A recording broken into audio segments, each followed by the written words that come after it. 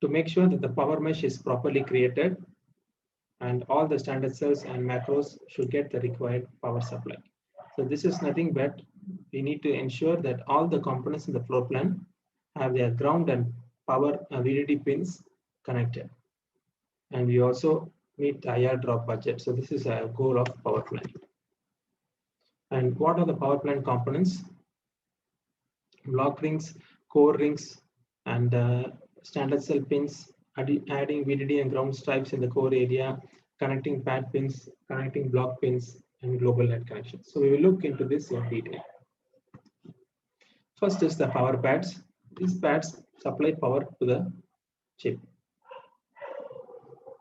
The power is connected to vertical and horizontal metal stripes. So each chip will have a VDD and a ground power pad. The main reason to have this power pad is to ensure that when the chip is being placed in a digital circuit or a board, external supply is given to the chip and only in this power pad.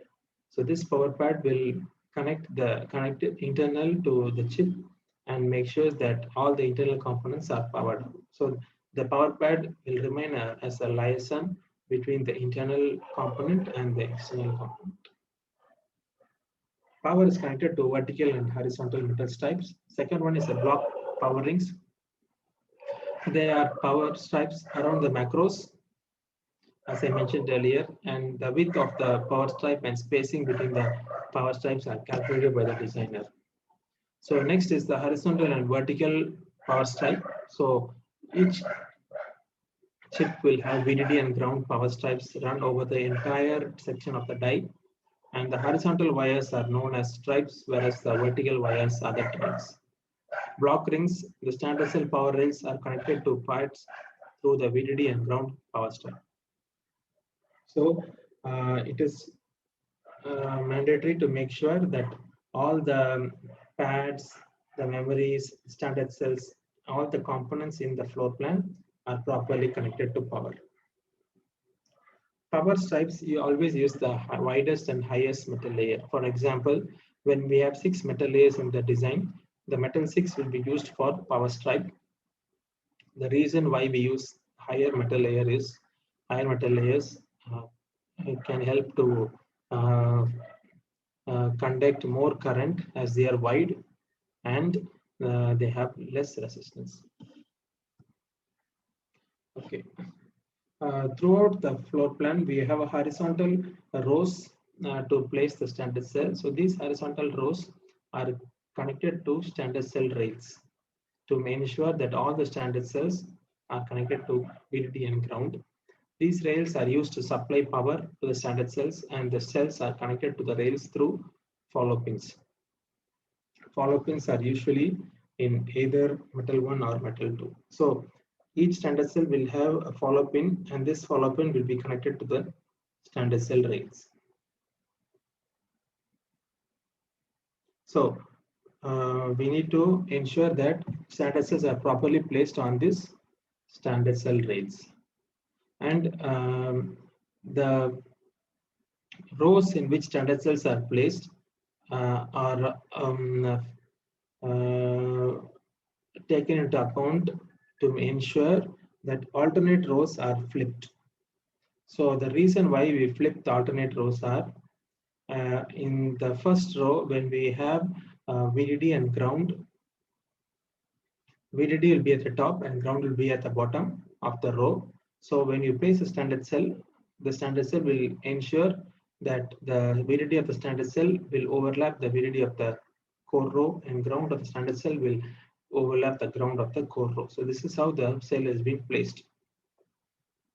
Now for the second row, if we follow the same pattern, then the VDD of the standard cell will short with the ground of the standard cell, because when you place the cells adjacent to each other, we need to flip the standard cell rows. Only then your ground of the second standard cell will overlap the ground of the first standard cell row. So this is how the placement occurs, and we need to ensure that all the alternate rows are flipped so that there is no short between VDD and ground. Okay, so this is actually a pictorial representation where you have core rings at the boundary. VDD and VSS core rings are present, and then you have power pads. Power pads have trunks and stripes, which is the horizontal and vertical routing resources. And you might see that internal to the power plant structure, all the standard cell rows are properly connected to VDD and VSS, and there is no hotspot available because there is proper connectivity in the layout. So we need to ensure that there is proper standard cell rails being drawn, and we need to ensure that all the memories are properly connected, and some memories will have metal 4 pins in terms of pin shapes. So they will not have a pin, but they will have a pin shape on the memory. So we need to ensure that the pin shape are also properly connected to the main VDD and ground power strip. So this is how it looks like when in Innovus you open a design. You have this is your block, and around the block you have VDD and ground block rings. So this is being drawn now, and you have a VDD and ground power stripe. So this power stripe is connected to VDD and ground, and then you have a follow pin being connected to form the standard cell rails. So you see this connection at top is connected only to ground, and this connection at the bottom is only connected to VDD. So this is how the core rows are being powered up. So this is the end of power planning. Next step is placement. And what are the objectives of a good placement? We have timing and power as an objective to be met, and the minimum cell density should exist. The design should be routable, and there should be good control over congestion and minimum timing DRCs. So what are the steps of placement? So we have 3 steps of placement. One is global placement, second is legalization, and third is detailed placement.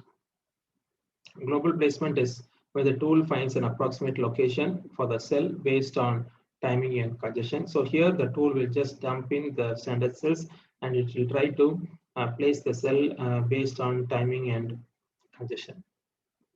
So the cells will overlap with each other, and they will also not be present aligned with the power rails in global placement step. So here you have macros, and then you have standard cells. You see the standard cells, they are not aligned and they overlap with each other, and they are not present on the standard cell rows. You see them, they are overlapping the rows. So this is how is global placement done. The second step is legalization. Here actually the tool moves the cells to the legal locations, and it ensures that all the cells are properly connected to the power rails, and the cells don't overlap with each other. So this is actually the main step in placement. And the next step is detailed placement. Detailed placement is also part of legalization, and it ensures that only minor modifications of placement locations happen. So this is how placement is being done. So when you run the place design command in Innovus, you will not be able to see all these steps in the GUI. But when you placement step will generate a log file, and in the log file you can see each step being run, and what is the density congestion after each step, and what is the runtime. So all this is being shown in the log file. And we also have a structure called placement bounds in the placement step. So these are actually clusters being created for certain standard cells to be placed together so that they communicate with one particular or 2 particular macros. So for why do we do this? Because if we don't cluster them together, tool will place the standard cells in very random locations. So when it places in random locations, it will help, it will affect timing and congestion. So in order to avoid it, we create bounds so that the standard cells are placed together and they communicate with the required macro optics. Okay, And we also have to add spare cells in the design. So what are these spare cells?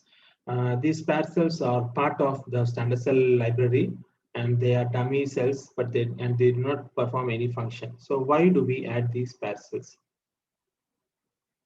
The name itself implies that they are spare cells, so that when there is a future modification in the design, these spare cells can be removed and actual cells can be put in. Because since the spare cells do not have any function, they can be removed anytime in the design. So, for example, if you have worked on iPhone 10 and your chip is being taped out, and 2 years later, the customer comes back to you and gives you an order for iPhone 12, saying two new features are added in iPhone 10, which gives iPhone 12. So the front-end team will take the iPhone 10 database, which was released 2 years ago, and they will add the feature in the netlist, and then you will be given the netlist as an input for physical design. And you need to now add these new cells. So, but you don't have any space in the design. So how do you add it? You remove these spare cells and replace them with the new functional cells. So in the case when we don't have a spare cell, we are in a big trouble because we are not able to edit or modify the old design. So that is why we need spare cells to accommodate future engineering change orders. Okay, so this is a difference between good placement and bad placement. You see an example of a good placement where the cells are properly placed and you have the pins are properly placed on all the sides and you have cells being placed, and you see the fly lines are neat. Whereas here, an example of bad placement, all the pins are placed together in one location, and you see the hair wires all over the chip, and the placement is a mess.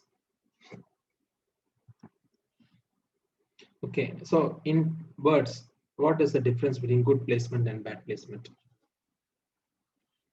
Good placement decreases in area and length of wires, whereas bad placement, we have an increase in area and length of wires. So there is easier routability, and your routing is difficult in the bad placement. And you have shorter wires. So shorter wires result in low power consumption, whereas in bad placement, you have long wires, which result in high power consumption. So the good placement has less hotspots, whereas bad placement has more hotspots, and in good placement you have maximum performance, and in bad placement your performance decreases. Okay, this is a very important aspect, which is congestion. Congestion occurs if your number of horizontal available resources are less than the required routing resources. So this implies in congestion. So after every step of physical design, a congestion map is being generated, and you can open up the congestion map, load the design, and you can highlight the congestion map to see which area is congested, and there are different levels of overflow being shown. So based on the congestion map, you can again debug and check the violations. Okay, what are the reasons for congestion? There is high standard cell density at one particular region, and no proper placement blockages, less routing resources, placement of macros in center of the chip, and tool also does sometimes does buffering during IO placement. So how do you fix congestion? We identify areas with low utilization and modify the floor plan.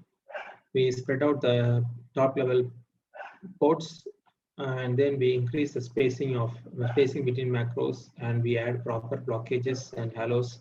We resize the block to reduce overall congestion, and we ensure that the macro pins should face the logic region. Okay, this is actually a theoretical idea to fix congestion, but as we work on a design and as we get more hands-on experience, we will come up with new ideas on how to fix congestion. So this is actually innova's database, where you see that you have your block in the center surrounded by block rings, and then you have VDD and ground power stripes, and then you have standard cells being placed during placement step. So these standard cells will have internal power connections within each cell. So that is being highlighted with red and green metal layers. Okay, so after placement, the tool will generate a trial route. So this is actually a route to show the designer that after placement, this is how the design will look like. So this has no other impact in placement step. Okay, the next step is clock tree synthesis. So we still have clock tree synthesis, routing, static time analysis, and physical verification. So what is clock tree synthesis? In this image, you see that there is one clock source and it communicates with lots of flip-flops. So the delay between this clock source and this flip-flop is less, whereas the delay between this clock source and this flip-flop is quite high. So when you allow the tool to do place and route with this kind of structure, tool will have a very hard time in closing timing, because this delay is less and this delay is more. So it will when it tries to balance the delay, it has a big problem. So it will not close timing. So in this case, clock tree synthesis is performed where clock buffers and clock inverters are added in this path. So when you add clock buffers and clock inverters in this path, it will reduce the delay and ensures that the distance between this path and this path will be the same, because when you add clock inverters and buffers, you can reduce the delay. So when you reduce the delay, then it is easy for all the flip-flops to be balanced, and the delay is balanced. And so when the tool reports timing in these paths, it is easy for the tool to fix hold time. Okay, so what are the objectives of clock tree synthesis? To obtain minimum skew, minimum insertion delay, maximum transition, and maximum capacitance. So what are the effects of CTS? Addition of clock buffers and clock inverters. Clock buffers and clock inverters are bigger in size, so they consume more area. So we need to make sure that less number of clock buffers and inverters are added, and which will lead to increase in congestion.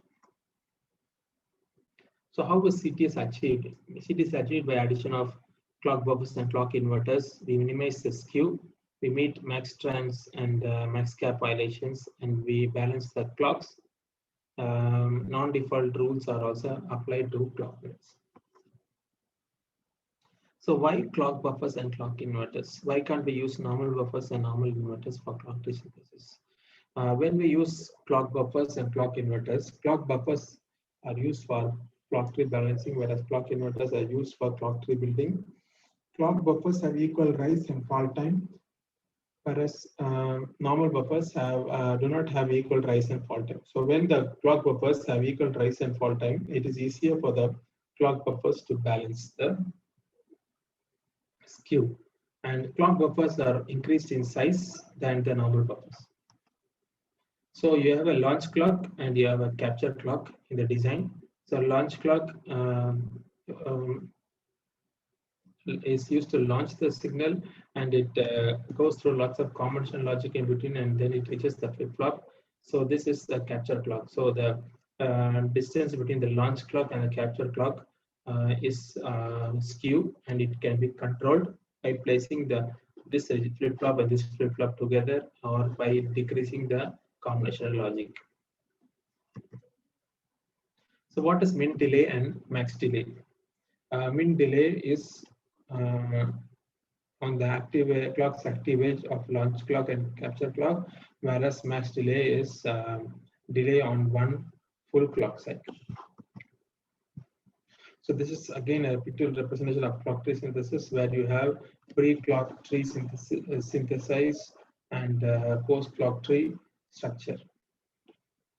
Where you see in post-clock, buffers, inverters are being added to balance the path. Okay, so in clock tree synthesis, earlier days, companies were using a clock mesh. Clock mesh is nothing but addition of mesh kind of structure over the entire floor plan. So this will actually help to balance the clock, and it will actually have clock buffers and inverters over the entire mesh. So even if there is a area where no balancing is required, it will still have the clock buffers and inverters in that region, and this will actually impact the power and the congestion. So in order to avoid it, companies are now using clock tree structures where the clock tree is being generated only in areas where it is needed, and this will actually ensure normal sizing of the block and low power consumption. So how do you achieve proper clock nets? We can achieve proper clock nets by pre-routing the clock nets. So after power routes, and then we use higher metal layers with wide width, and then we shield the clock nets. So as you see in the image, you have a clock net in center, which is surrounded by ground and VAD. Okay, what are non-default routing rules? These non-default routing rules are specific for clock nets, and they consist of double wide or triple wide metals with double wide spacing. So these non-default rules also should follow the DRC of the design. Non-default rules are used to route any clock net and sensitive nets. Okay, so this actually is known as CC-opt debugger. After clock tree synthesis, you can open up the database to see the placement of clock buffers and inverters and how it is communicated with the flip-flops. So here you see you have buffers, inverters being added, and you can highlight them to see the name of the clock buffer and inverter and what is the delay, etc. So you can also click this flip-flop to see a trace of connections and to make sure that you achieve a proper CTS. So after clock tree synthesis, if you have less hold violations, it is fine. But if you have more hold violations, then and your reg to reg is failing a lot, and then in the case you need to open the design and debug, and then come to a solution like, is it okay to move forward? Okay, the next step is routing. Routing is a very important step, and it is actually the final step of physical design, because after routing it is only analysis and verification. So what are the goals of routing? We minimize the total wire length in the design, we minimize critical path delay, minimizing congestion hotspots, minimizing number of metal layer changes, and we complete routing without increasing the total area of design. So all these are goals of routing, and there are 3 routing orders being followed. First is the power routing, where in floor plan step we have routed the power routes, whereas in clock routing we route only the clock nets. Clock nets are given higher priority. So for both these routing, higher metal layers are used in the design. The third is signal routing, which occurs in this route step, and the entire nets are routed. So you have, for example, if you have 6 metal layers, metal 6 is used for power route, metal 1 is used to connect the standard cell routes, metal 5 is used for clock routes, and metal 2, metal 3, metal 4 are the 3 metal layers used for signal routes. So in routing, we need to define the routing grids, and routing direction is also defined for each metal layer. For example, if you have metal 1 in horizontal direction, metal 2 has to be in vertical direction, metal 3 in horizontal, metal 4 in vertical. So all the routing tracks are superimposed with each other, like 1, 3, 5, 7, and 2, 5, 2, 4, 6, 8, so on. Okay, here you see a picture of a routing track where you have a vertical routing track and a horizontal routing track. Here you have picture of a vertical routing track and horizontal routing track where the design is routed. You have horizontal metal 1 and vertical metal 2. So you have standard pin and the vertical metal 2, and then you have a VI interconnect, and then you have a metal 1, and then you have a VI interconnect, and you have a metal 2, and then from there it is connected to the standard cell. So this actually is a routed image. Okay, so what are the stages of routing? We have 3 stages of routing, which is similar to placement step, where you have global route, track assignment, and detailed route. So global routing is similar to global placement, where the tracks are the routing routes are in the form of traces. So they are not finalized, but they are just timing and crosstalk driven. So what are the objectives of global routing? We can minimize the overflow of congestion. We can reduce the total wire length and also runtime reduction. And types of global routing are time driven. Wire delays are calculated and before global routing, and crosstalk driven is we avoid the creation of long paths that run parallel on adjacent tracks. And the second step is tracking assignment. This is similar to legalization, where the routing tracks are assigned for each routing resource, and we reroute all the overlapped wires. So in this process, lots of wires are overlapped because the tool will first focus only to fix timing and crosstalk. So track assignment is where all these violations are taken into account. So this is actually a result of detailed routing. Detailed routing is same as track assignment, and only minor modifications occur in the nets. So in detailed routing, you may see that all the nets are properly connected and drawn. Okay, so after routing, you have the option to open up a congestion map, and if you see the congestion map, you have blue regions on the boundary, which is okay. You have yellow regions, which is also okay, and you have red, orange, so reddish orange. So this is actually a hotspot, and we need to debug and see why the tool creates a hotspot, or if there is a cluster of standard cells being placed, then we need to move the standard cells, spread them apart, and also if there is a cluster of routes at one particular location, we need to make sure that we spread out the routes. Okay, so signal integrity is actually a very important check in routing, and it is also closely associated with crosstalk.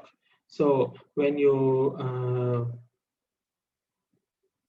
find 2 nets running parallel with each other in the design, when one net is switching the other net, it will affect the neighbor net. So this affected net is called the victim, and switching net is called the aggressor. So how can you fix this crosstalk violations? You can limit the length of parallel nets, and you can shield the special nets. Okay, here if you see that your route is complete, you see that you have routes being drawn connecting standard cells. So your route is complete, but after routing, you see that you have few empty spaces in the design. So why these empty spaces are not advisable to be left on? Because they will actually disrupt the power rail connectivity. If there is no, if this area is empty, then the power rail connectivity is lost. If this area is empty, power rail connectivity is lost. So in order to avoid it, we need to add a structure called filler cells. So these filler cells are added after routing optimization, and filler cells are used for power rail connectivity, and also to fill the gaps between standard cells. So the fillers cells do not perform any function. They do not have any they don't perform any function, and they also are part of the standard cell library. Okay, so Now you see that all the empty spaces are filled with filler cells. This is how a completed design will look like, where you have from start you do floor planning, and then you connect all the power pins, power rails, and then you do placement, and then you do routing. After routing, you add filler cells.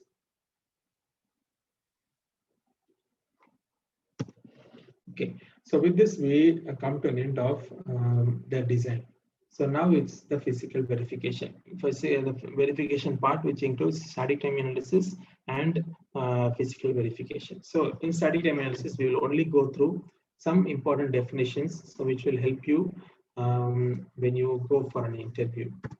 So what is static time analysis? It is one of the technique and used to verify the timing of a design. It makes sure that our design meets the time requirements. SA can only check the timing and not the functionality of the circuit. So in STA, we have to fix setup and hold time. So what is setup time? Setup time is the minimum amount of time data signal should be held steady before the clock's LT edge. Hold time is a minimum amount of time the data signal should hold steady after the clock's active edge. So here in this image, you have a clock path and your data path, and your data path is clock path is toggling before the data arrival time is known as clock setup time, and after the clock's active edge, you have data which is stable for some time, and then I can toggle. So this region setup and hold is known as setup hold window. And what is required time? It is a time required for data to arrive at a certain point, and arrival time is the time required for data at which the data arrives at a certain point. Slack is the difference between required time and arrival time. Positive slack indicates that the design is meeting timing, and negative slack indicates the design is not meeting timing. And the setup slack implies required time minus arrival time, whereas hold slack implies arrival time minus required time. So you have when you have a positive slack, your required time is greater than arrival time, and when you have a negative slack, your arrival time is greater than your required time. Okay, so what is a clock latency? Clock latency is sum of source latency plus network latency. So clock source is like you have a PLL and it communicates with the clock definition point. So the rest of the signals inside the box, which is from the clock definition point to the end of the circuit, has network latency. So your clock source implies source latency plus your network latency. What is clock skew? It is difference in the arrival time of the capture ridge of two adjacent registers. So when you have a positive skew, your launch clock is there, and you also have the capture clock. So in positive skew, your capture clock comes later than the launch clock. Whereas in negative skew, launch clock comes later than your capture clock. Okay, so at each step of physical design, the tool will generate timing information. There will be timing reports and so on. So each timing report will have lots of timing paths. So today we will see an example and some definitions behind this. Timing path consists of three elements, which is start point, combination logic, and end point. So start point is start of the timing path where data is launched, and the start point actually consists of a clock, primary input port, etc. Combination logic, they contain XOR, OR, and A element. Flip-flops, registers, and latches are not included in this design. And endpoint is where the end of the timing path, where data is captured by the clock edge. Every endpoint must be an output port, and every point consists of clock, primary output port, etc. Okay, so timing paths are of 4 types, and the 4 types are explained here. One is the input port to register, register to register, register to output port, and input port to output port. So you have input port to register, which is controlled by the logic, register which is controlled by the distance also. So this is the 4 types of timing paths. So how do you fix setup violations in the design? We can fix setup violations by upsizing the cell, um, uh, inserting buffers in the design, and also reducing clock uncertainty. So how do you fix hold time? We add delay, um, uh, we detour routing, and we downsize the cells. So all these are ways to fix hold violations. Okay, so this is actually an example of a timing report. So for timing purpose, we use a tool called Primetime from Synopsys. So this is actually a very important sign-off tool being used across the industry. And we have a start point, we have an end point, and then we have a path group, which is the iClock, and we have a path type, which is max. Then we have a data arrival time calculated, and we have a data required time. So this is all, these are examples. So your slack is 9320.60, which is a positive slack, so it means timing. Here is a setup timing report where your required time equals phase shift minus setup plus other end arrival time, and the arrival time is obtained from the flops. So your arrival time is 0.827 picosecond, your arrival required time is 10 nanosecond, and your slack is 9.248 nanosecond. So it is meeting timing. And this is a hold timing report where your required time equals other end arrival time plus hold plus phase shift minus cycle adjustment. So here your slack is arrival time minus required time. And here you see that you have a slack which is negative, and so you need to go back to your timing report to see what went wrong. And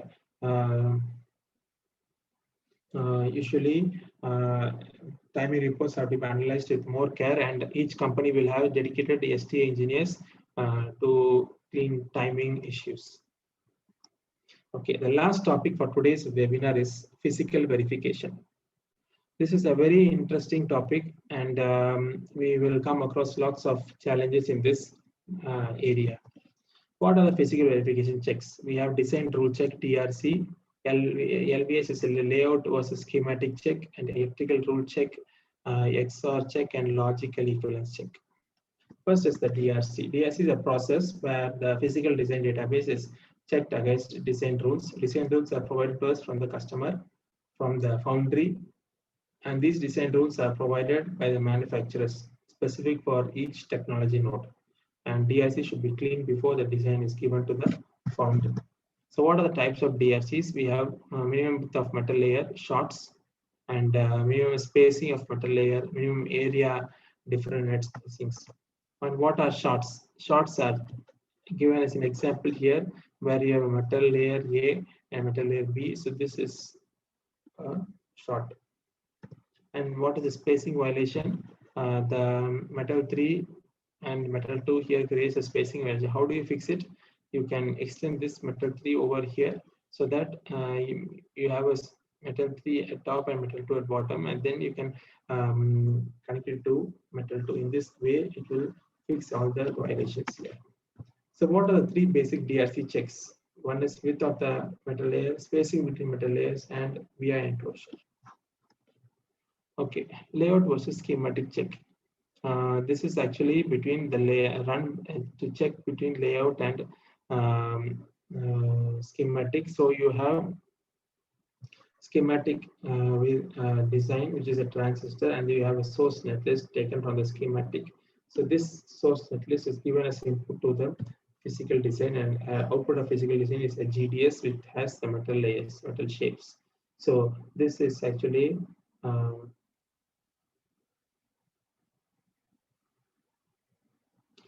comparison is done between extractor netlist and source netlist, and then a LBS report is generated. So this report will have shorts, opens, and also if there is a mismatch in the IPs between layout and schematic, if the IPs are outdated, so there is change in pin locations between the GDS and schematic, everything is being found out in this check. So what are the LBS errors, which is shorts and opens, and we have unbound pins. For example, if there is no pin shapes, but the pin exists in the netlist, so this actually has to be resolved.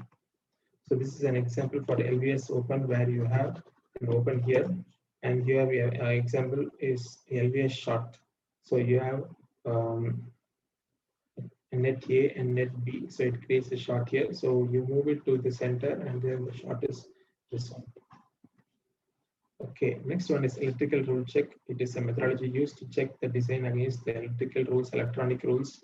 So electrical rule check checks for floating gates, and also it is also used to check the shorts between drain and source. So next check is an XOR check. So this is actually a check to compare two databases. So for example, you have an iPhone 10 database with you, and after 2 years you get an iPhone 12 data request, and then the company takes care of the request, and they come up with a modified database. So the customer gives a clear order that in the iPhone 12 database, you are just allowed to change only metal 2 and metal 3 layers. Metal 4 is not allowed to be changed. So this is the request given, and you do your XOR check. You compare the two GDS now, and when you compare the GDS, you see that metal 2, metal 3, and metal 4 is being changed. So there will be a report generated. This report will have information that what changes are being done. It is metal 2, metal 3, metal 4. So this is a very important check, and now customer is not ready to accept your design because you have also touched metal 4. So you need to go back to your design and see where you have touched metal 4 and why is it showing a violation. So this is actually very important because for every mask layer change, you have thousands of dollars spent. So that is why customer gives you a request to make sure that you just only touch metal 2 and modify metal 2 and metal 3. This is a very important check. Next and the final one is the logical equivalence check, which is to make sure that the logic of the design is still the same, even though the design moves through different steps. So here first you have an RTL, and the RTL gets modified, and now after modification you check whether it is logically equivalent, and after RTL modification is converted to a gate level netlist. Synthesis is done. So here also you check that whether it is synthesized correctly. So the synthesis gate level netlist is given to physical design as an input. So we also check for the logical equivalence to make sure that even after CTS, after repeating, after adding repeaters, after place and route, and after lots of optimization, still the functionality remains the same. So we need to ensure that the functionality remains the same throughout the entire IC design cycle. So with this, we come to an end of today's webinar.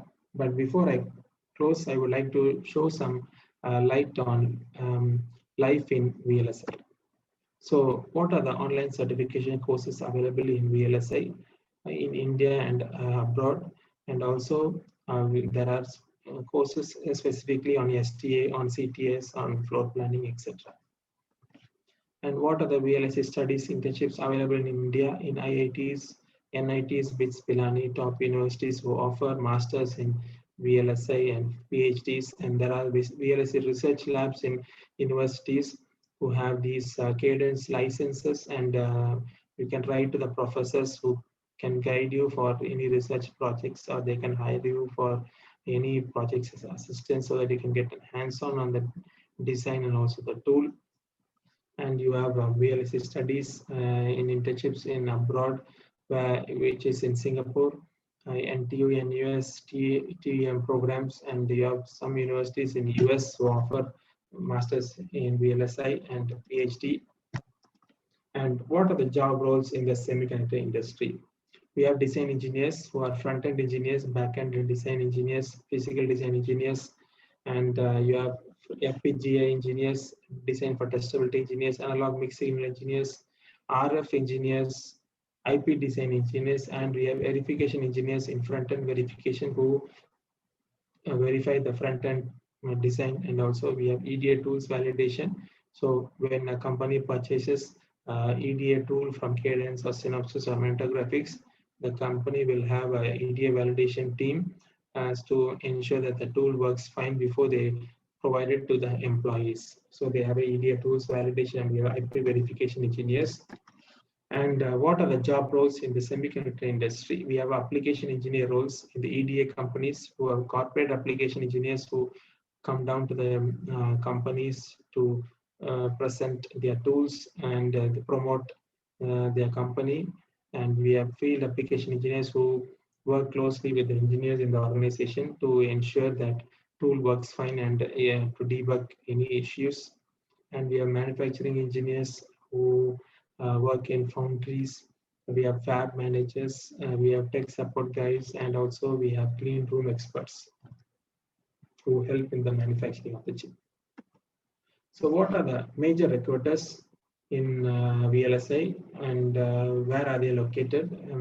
ST Microelectronics is a French company. MediaTek is a Taiwan-based company, and they have design centers in Bangalore. Infineon is in Bangalore, and TSMC is a Taiwan semiconductor manufacturing company who also design ICs and also manufacture lots of ICs every year. We have Qualcomm, which is more into 5G, and they have design centers in India. We have Intel design centers everywhere. NVIDIA, which has design centers in Bangalore, and also we have Texas Instruments, which is a very old US company. We have Xilinx, which is more into FPGA design. We have Broadcom, which is actually a US company and has design centers in Bangalore. And at the bottom, we have three companies which are Cadence, Mentor Graphics, and Synopsys, which are EDA tools companies, and they actually produce the design. They develop the tools required for the above companies to design the chips. So there are lots of opportunities in VLSI, and most of the top companies, they have all their design centers in India, and they also offer intern positions for fresh graduates too. So with this, I come to an end of today's webinar, and you can write to me for any clarifications, and also you can visit my LinkedIn profile for more information. Thank you. Once again, I would like to thank Ramgarg Engineering College, the principal, HOD, and faculty members for giving me this opportunity. And I hope that this webinar was useful for all the students and faculty members, and I wish you everyone the best. Thank you, sir, for your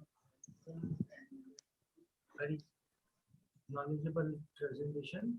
Anyone having any query, any question, may ask this time. So kindly unmute yourself and ask the question.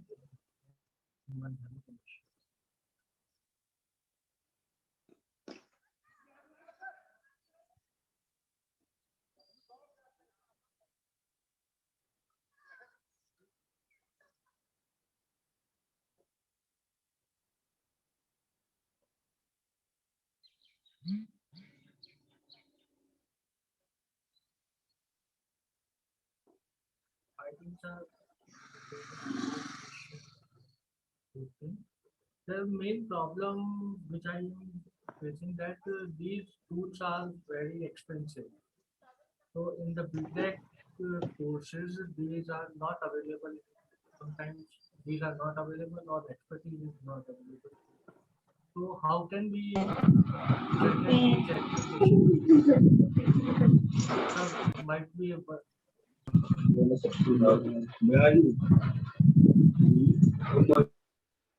Yeah, so it is a good question. Like these tools from Cadence and Synopsys are quite expensive, and the engineering colleges, they have to come up with some agreement with these tool companies to get student packages so that students can have an hands-on during their final year courses. So we don't have any freeware tools available for physical design. So that is the main problem. And maybe you can go with a partnership with a deal with student packages so that it will be less expensive for engineering colleges.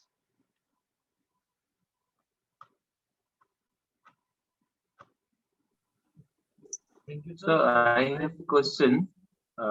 Just one more question. If somebody is means doing PhD or running near about 35, 36, so how they can start if they want to switch into the VLSI? So how they can switch into the VLSI and start the career in the VLSI? Is it possible, or from the means beginning you have to do? In VLSA, actually, if you have uh, PhD and masters, your career growth will be good. But as a fresher, they will actually treat you from start because you don't have any experience in the industry. But they will not treat you as entry-level engineer. So there will be some difference between an entry-level engineer and a PhD or a master's holder when he enters the industry. Okay.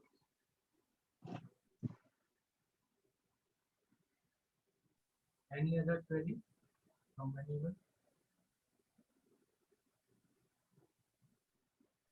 Now I will request our HOD in charge over it, sir. Okay.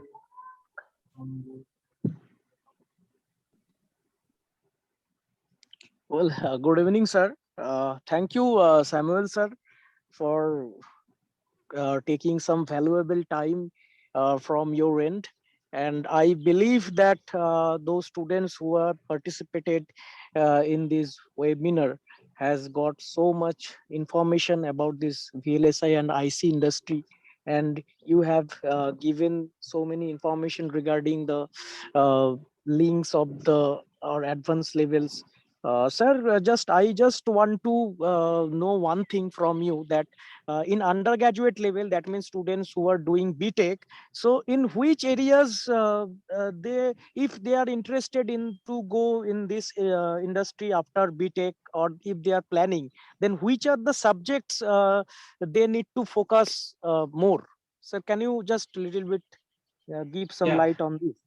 Yeah, so for that, actually, they need to have proper basic understanding of digital logic design and also basic understanding of clock structures and it's small, the basic definitions of what is setup time, hold time, how do you fix setup time. All this information they need to be very clear so that companies That means that in digital electronics and microprocessor, in these areas, like, right, sir? yeah, And yes, sir. and VLSI also, they have also a subject in VLSI in 7th semester.